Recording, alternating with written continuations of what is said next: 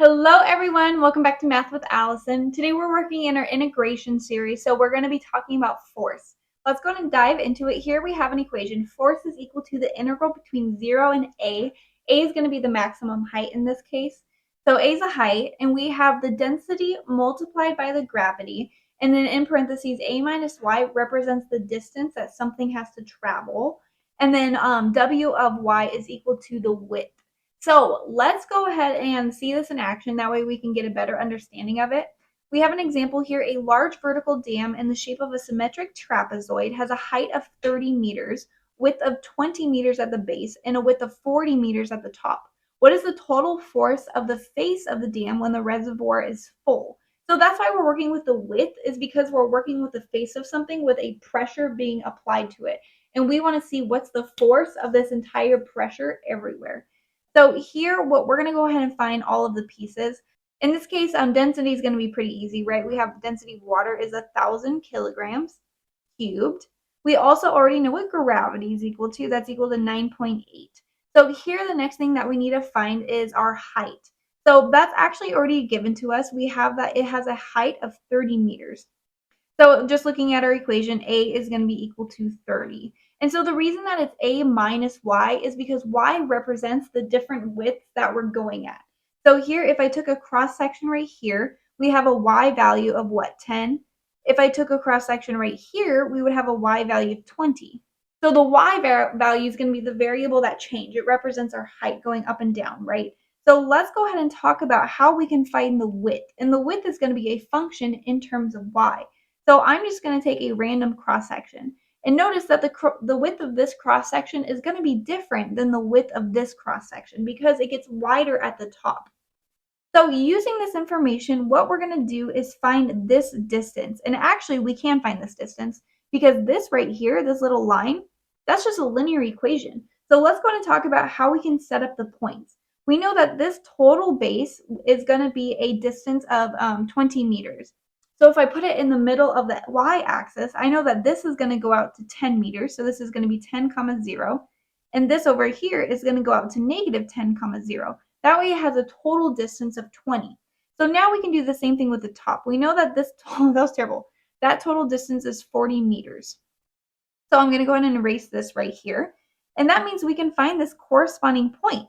So if it's 40 meters, it has to go out to an x value of 20. And we know it's 30 meters tall. And so this goes up to a height of 30. And there we have 2 points. When we have 2 points, we can find the equation of the line.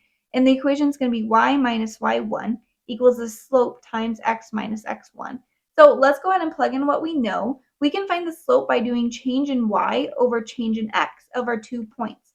So here we get 30 minus 0 divided by 20 minus 10. That's going to be 30 divided by 10, which is equal to 3. So here we have our slope, and we can just choose one of the points to solve for our equation. So I'm going to choose the bottom one because it has a 0. So here we get y minus 0 equals 3 times x minus 10. Here we can simplify this. This equals 3 times x minus 10. Looking back at our formula, we don't want our width in terms of x. We want it in terms of y because y is our variable that we're changing. We're changing the height, right? So let's go ahead and make this an equation in terms of y. I'm going to divide both sides by 3. So I get y divided by 3 equals x minus 10. And now I can add over that 10. Y divided by 3 plus 10 is equal to x. So now we have that length. This little length right here, the purple one, is going to be y divided by 3, the height divided by 3, plus 10. But that only represents that one little one.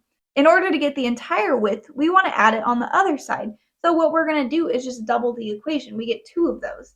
So here we get our width in terms of y is equal to 2 times y divided by 3 plus 10. If you wanted to rewrite that, you get 2/3 y plus 20.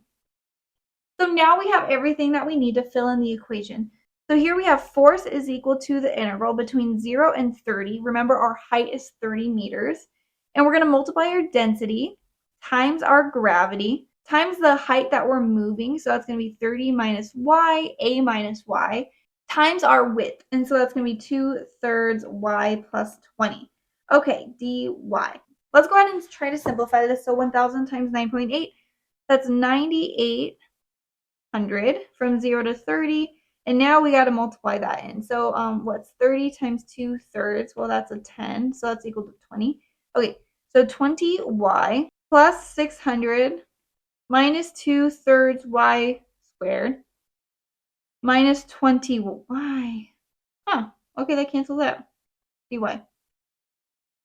It's very nice that it cancels. Very nice of them. 600 minus 2/3 y squared. Okay, that we can actually take the antiderivative of. So I'm going to go ahead and do that. So here, when we plug in upper minus lower, I'm not going to plug in the 0. Well, I will plug in the 0, but I'm not going to show it because you get 0. So here, I'm just going to worry about the 30. So we get 600 times 30 minus 2 divided by 9 and 30 cubed. And guess what? I'm not going to do that in my head. I used a calculator prior to this. And here we get 1.18 times 10 to the power of 8 newtons, which is a lot of force. And so actually, we found what this was equivalent to. So this is 26 million pounds, or if you don't like to use the metric of pounds, which I don't know why we do, but we have 13,000 tons. So this is a lot of force being exerted, which is why we need our structural engineers to know what they're doing. Here we have another example, a large building shaped like a box. We're structural engineers today. Is 50 meters high with a face that is 80 meters wide. A strong wind blows directly at the face of the building, exerting a pressure of 150 newtons per meter squared at the ground and increasing with a height according to the pressure in terms of y is equal to 150 plus 2y, where y is the height above the ground, right? And we want to calculate the total force on the building. So this one I think is a bit of a trick question, and I'm going to go ahead and copy our formula. So these things right here, when they're multiplied together, we have density times gravity times the height. That is equal to the pressure. And they already gave us an equation for the pressure. So they're allowing us to skip some work, which is very nice. And they said this is equal to 150 plus 2y. So we already have all those three things. Now all that we have left to do is find the width in terms of y. So what they said is that we have a building. It's 50 meters high, so this is 50 meters, and it's 80 meters wide. And so this is going to have a constant width. In the case of the dam, the width was changing all the way up and down. In our case, the width is not changing at all. So W of y is just going to be a constant, and it's just going to be equal to 80. And so this is actually a very nice, I think it could be tricky if we don't understand what the equation means. So it's great to have that deeper understanding. But we're integrating between 0 and 50, right? Because that is the height of the building. And we're taking our pressure, so 150 plus 2y, and we're just multiplying by 80. So here we can bring out that constant multiple, and all we're actually taking the antiderivative of is 150 plus 2y. So let's go ahead and do that thing. I'm going to have 80. I take the antiderivative, 150y plus, and that actually becomes y squared between 0 and 50. When I plug in 0, it's just going to go to 0, so I'll ignore that and just plug in 50. And when I say ignore that, I just mean I don't want to write it down because I'm lazy. So here we get 150 times 50 plus 50 squared. So here when we simplify this down, we have 80 times, and that becomes 7,500 plus 2,500. So that's equal to 80 times 10,000. And that is equal, oh gosh, to 800,000 newtons. So that is the force that's being exerted on the building. And this is actually something that structural engineers constantly need to pay attention to. Like my husband's a structural engineer. He tells me all about like the load of snow, for example, what the cross sections need to be in order to account of the weight of the snow and all that stuff. So structural engineers actually use this quite a bit, and other types of engineers, of course.